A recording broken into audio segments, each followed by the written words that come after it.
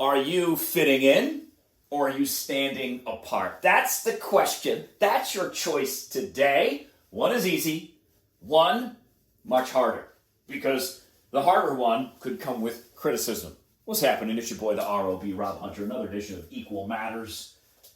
I've really been thinking about this idea quite a bit.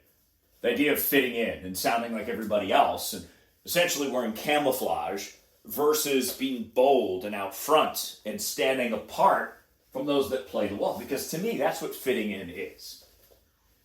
And this is something that is so ancient for us as humans.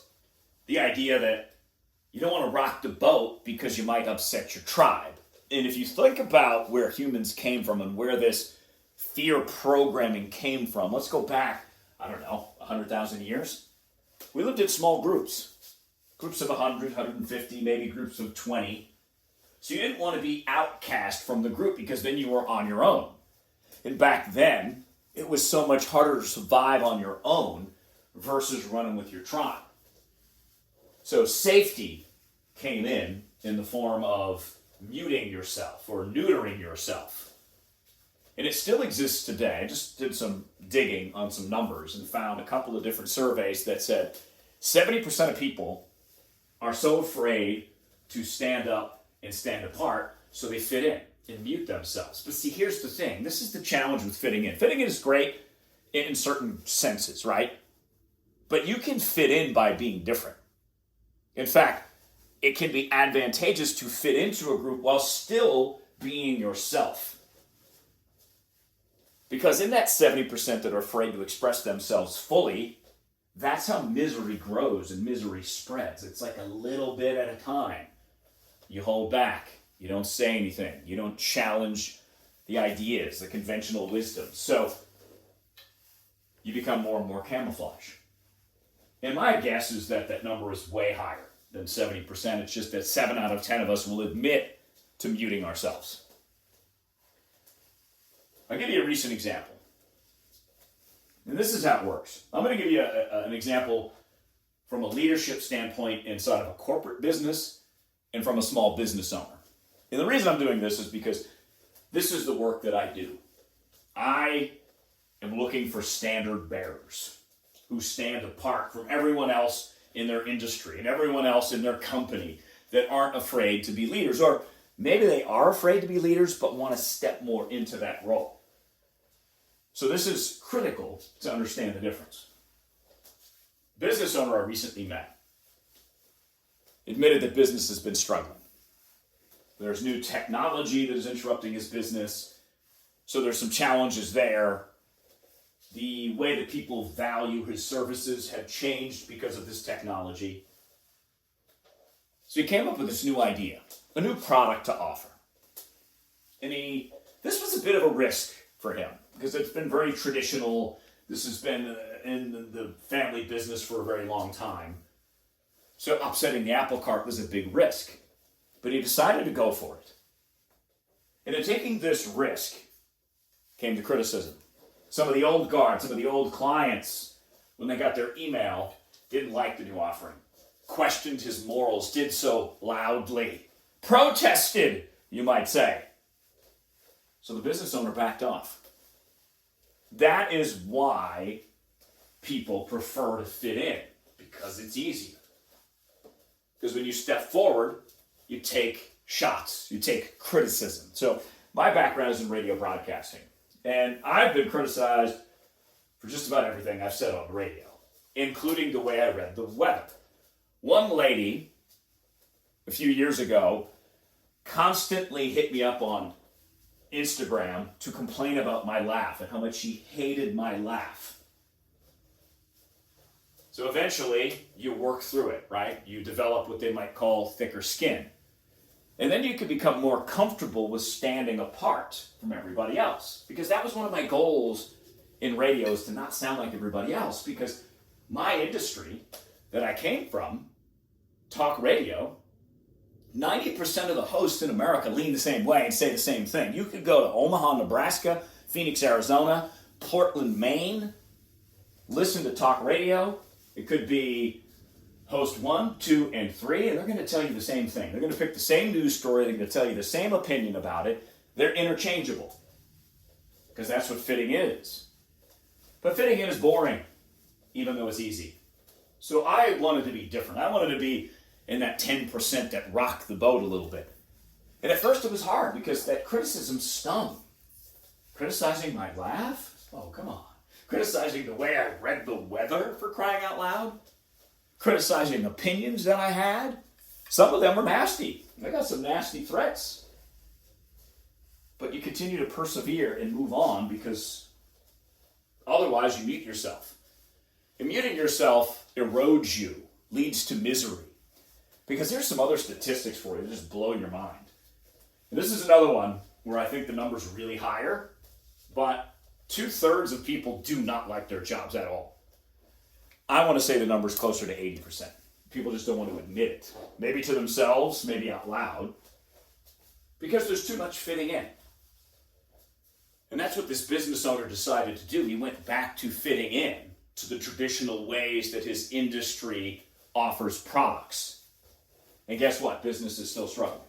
It's actually struggling more now than it was then. But that stepping forward, that risk-taking scares many people away because, it might upset some people. Doing things differently might challenge some people. But if you think about history, world leaders, you think about company leaders, Steve Jobs comes to mind. And Steve Jobs was an asshole. There's no other way to say it. And he acknowledges that he was an asshole. But he was unafraid to be bold, to be visible, and to be out front. And while he was leading Apple, particularly the second time around, he turned the company into a juggernaut. A company that defied expectations. A company that pushed the standards of technology. Now, without Steve Jobs, Apple seems to have fallen into a fitting-in model, and their innovation streak had ended many years ago. So it's a different, you can compare, right? And see Apple fitting in, still making good products, but not offering us anything new for a very long time, versus Steve Jobs, who insisted that the iPhone should not have an on-off button, should not have a keyboard that is present. The keyboard should be on the screen. And those challenged his engineers and technicians to figure out new ways to deliver this product. But he wouldn't back down on it. And thankfully, he didn't back down on it. And this isn't to say that if you want to become the standard bearer, you have to be an asshole. You don't. There are multiple ways to be the standard bearer, the one that takes the risks, in which 7 out of 10 acknowledge they won't do. So just in a very small sense, doing so gives you such a competitive advantage. And I found this to be true on the radio. And I want to deviate here just for a second because I recently gave a speech in Chicago at Jeff Shaw's Inspire and Elevate. And I talked about being the standard bearer and how I learned this lesson of not fitting in. And it was in the city of New Orleans. I was hired by a man named Dan Frazier. And when Dan hired me, the station was in the basement, lowest of the low. It was in really rough shape. When he hired me, he said, I don't want you to fit in.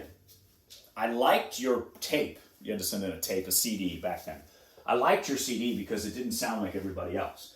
You're not coming here to fit in. You're coming here to shake the cage, rattle the cage, shake the tree, see what falls loose. And that was advantageous for me because we were a small business, a small radio company, I think maybe 10 stations. So this is like working for a small business, and you have much more advantages in working for a small business versus a corporation because you can move faster, you can take more risks. And one of the risks that I took is taking on the city's mayor because there was some corruption, at least the appearance of corruption. So I investigated, I sniffed around, tried to get the mayor on my show. That wouldn't happen. They gave me his chief of staff, and that chief of staff, Charles Rice, that guy was smooth as butter, man. One of my favorite interviews of all time. I actually went to an event the mayor was at. I shook his hand. He immediately started talking to a woman next to me. So I knew I was on to something.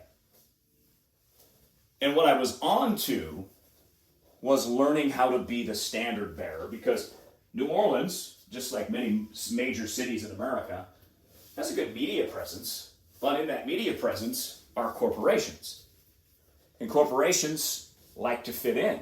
They don't like to take risks. So in media, everything is broken up into demographics. Men 25-54, women 25-54, people 25-54, 35 to 64 men. Everyone's sliced and diced. So our main competition in New Orleans was one of the big media conglomerates. And they had the big talk station in town. It was a big newsroom. So they were New Orleans. But they were boring. They didn't take any risks. And we knew that we could have an advantage on that. Now, the goal wasn't to beat them and be number one because we were so poorly rated. But the goal was to be bold and be visible and be out front to attract attention, which we did. My morning show team, myself, Shane, and Crystal, doubled our morning show ratings in 6 months. First 6 months, we were on the morning show. So we were on to something. And then Hurricane Katrina hit, and that's another story for another day. But that is really when I stepped forward as the standard bearer with my team. Because at one point, we were the only radio station, only media outlet on the air. I didn't know that at the time. It was later told to me by a friend who was watching Katrina coverage. One of the national news reporters was in town saying there's only one AM station still on the air. That was us. Letting people know that they were not riding out this storm alone. So it pays not to fit in. We doubled our ratings. In Phoenix, when Mike Russell and I went number one, we weren't trying to fit in. We were trying to stand apart. And it worked, particularly during the pandemic, because the pandemic was all about fitting in. Whatever side you were on during the pandemic, that's the side most people gravitated towards to fit into that side. Whereas Mike and I stood apart from all of that. And it helped. So one of the leaders I worked for in a corporate radio station setting was a leader that liked to fit in. A leader that read a few leadership books and tried to mirror what was in those books, fitting in to the current leadership structure. And then one year, I had to have an annual performance review. In that annual performance review, after I had a ratings slip, was useless. Vague. Words like stronger and better were used, which might look good on the annual review paper that sits in a filing cabinet in the HR office, and it checks all the boxes. But that leader in fitting in failed me. And that job eventually didn't work out. That guy actually fired me later. So instead of helping me improve, I didn't. And then I couldn't trust him no matter what, because I asked him for help in that annual review. I asked him to help me get better, and he couldn't deliver on that. So that's the danger of fitting in. And if you have a culture where fitting in is encouraged, and in most places it is, because most people don't like criticism, including leaders. Most people don't like feedback, including leaders. Most people don't like their ideas questioned. They get defensive, myself included. I'll raise my hand on that one. But to those of us that can handle criticism and feedback comes a competitive advantage. But it's not just a competitive advantage standard bearers are looking for.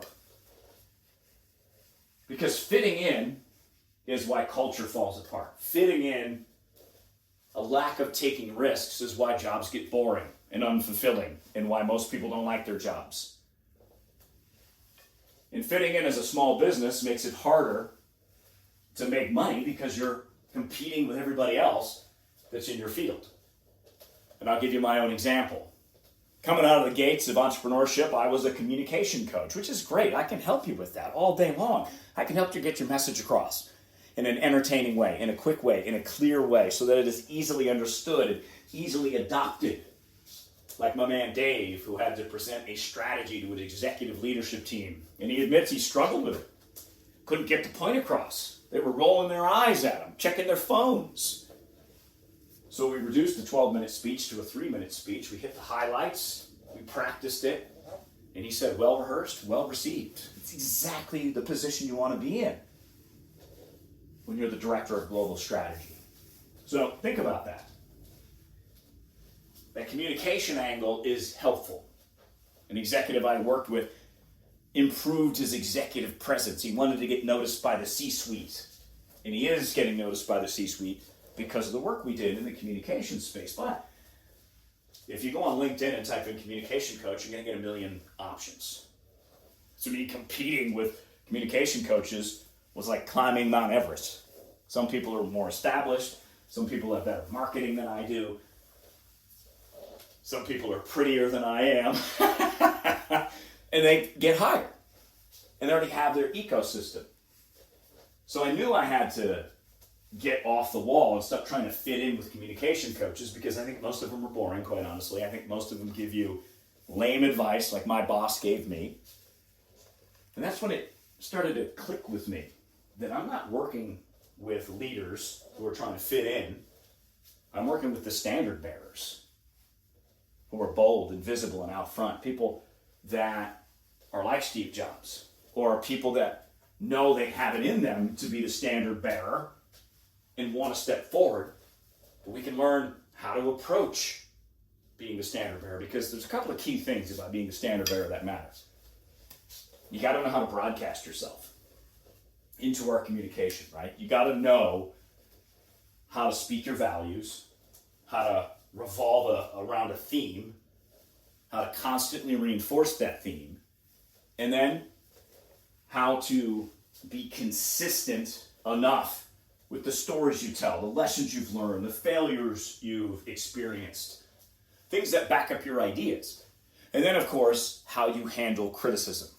It's all part of our standard bearer curriculum that we offer, because once you get that down, it becomes a lot easier to take the camouflage off, wear your bold colors, and stand in the middle of the room and take the microphone and say, I'm ready for this.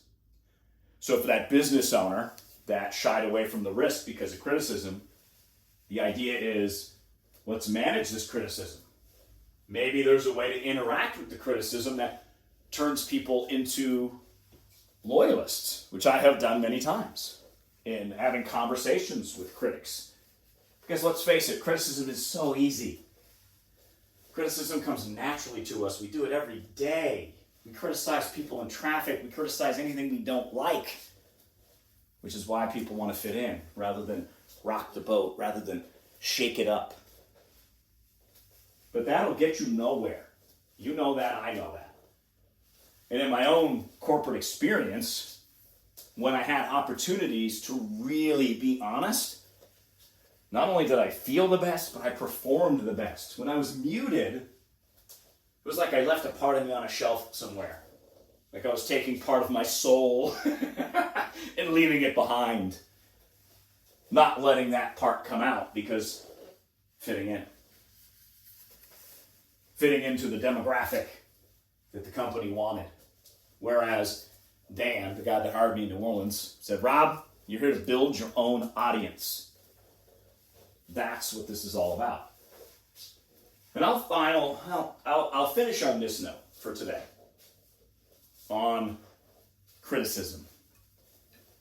The reason why I use standard bearers for the bold, the visible, those that are out front, because that's the history of the standard bearer.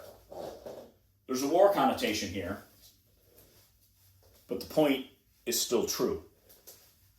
The standard bearer would carry the flag, no weapons, and go into battle and wave that flag and show the entire army where to go, what the position was. It's critically important. But with that flag comes the arrows. I just went to go see the Odyssey last night with my lovely wife, Amy. And those arrows fly in that movie. If you're carrying that flag, you are a target. But people did it anyways. The brave, the bold, the visible. Because that person wanted to carry that flag out front to show everybody the way, to light the way. So in the modern world, the arrows are emails, tweets, social media comments, direct messages. And some of them are downright nasty. I get wanting to avoid those. But here's the thing. You don't have to listen to the criticisms if you don't want to. You can ignore it. And as you develop thicker skin, you'll learn how to mine it, because sometimes criticism is valuable. Sometimes you get a little nugget of wisdom in there or a nugget of feedback. I did that many times. I had many callers criticize me who actually had good feedback that helped me make the show better, the presentation better, or helped me refine a point that I was making. And once I did it and continued to do it, it got easier. So that by the time I'm 20 years into my career and the lady criticized my laugh, I laughed it off, literally. Laughed it off. Because it didn't bother me anymore. Because I understand that at the very least, 70% of us are going to fit in, and part of fitting in is being a critic. Because most people that criticize, myself included, aren't always willing to step forward and offer their own ideas for fear of rejection, fear of being judged, or fear of the boss not liking it, or fear that someone in your business community on your email list might not like what you're doing, and they're going to tell you they're not going to buy from you anymore. But in this case, the business owner said it was 2 to 3 people. 2 to 3 people said they were never going to buy from him again. I don't know how many clients he's had, current clients, former clients, but let's say it's in the hundreds. So he's going to let 2 or 3 dictate how he runs his business. And has gone back from wearing those bold colors, put the camouflage back on, went back on the wall. That's the challenge we all face. That's the work that I do, the work that I love. Because here's what I know. From my own experience and from studied experience, we're looking for standard bearers. People to follow, people that light the way, people that lead the way. We're looking for a Steve Jobs. We're looking for a politician that breaks through. We're looking for a small business that has values that we can spend our money with. Something we can trust, something that will deliver on its promise, its values. So, if you're a standard bearer, what are your values? Important question. Because those have to be out front so that people know you mean business. Because so many businesses don't live up to their own values. You can. And as a leader, same thing. Lead with your values. Be consistent in those values. And that's the work I'm doing too, in my own business, on my own self. The standard bearer. Willing to take a few criticism arrows that may sting a little bit. But unlike in the Odyssey, they're not real. They are someone who is not in the arena, as the famous Teddy Roosevelt says. And accepting that is a huge part of being the standard bearer, and a huge part in what helps you not fit in. Because as I mentioned, fitting in is leaving a part of you on the shelf. Doing that leads to misery. Slowly but surely, you wake up one day and you're like, wow, what have I been doing the last 7 years? Whereas if you're the standard bearer, wearing your colors, waving your flag, taking the criticism, at least you know you're living. I have a friend, Dawn, she's a doctor. She talks about being fully alive. That's how she approaches health, feeling amazing every single day when you wake up. Feeling on fire because you're doing what you love to do, what you are meant to do, your purpose work, if you will. That's being the standard bearer and being willing to do it. Because the people will respond. If you lead a team, they will rally to your side. If you're a small business owner and you take that risk and you say, these are my values, this is the new product, people will buy from you. I'm seeing it in the business owners that I work with. My man Dave Riccio, you're going to hear from on Friday, August 7th, had his busiest month in his 20 plus years of owning his auto shop while doing standard bearer work. So I know it works. I know it works because I'm a customer. and how I spend my money, I spend with standard bearers, because that is one of the things that I can control, because I'm tired of waiting on the world to change. I want to play my part in the change and raising the standards. Raising the standards in how businesses operate, raising the standards in how we treat each other, raising the standards on equality and what it really means. So how did I learn this lesson in New Orleans? I learned it through Dan. Again, he's the guy that hired me. Took a chance on me when I was 25 years old. Saw something in me. It encouraged me. Because he himself was the standard bearer. Who knew what my talent was and helped me formulate it and helped me craft it and helped me work on it.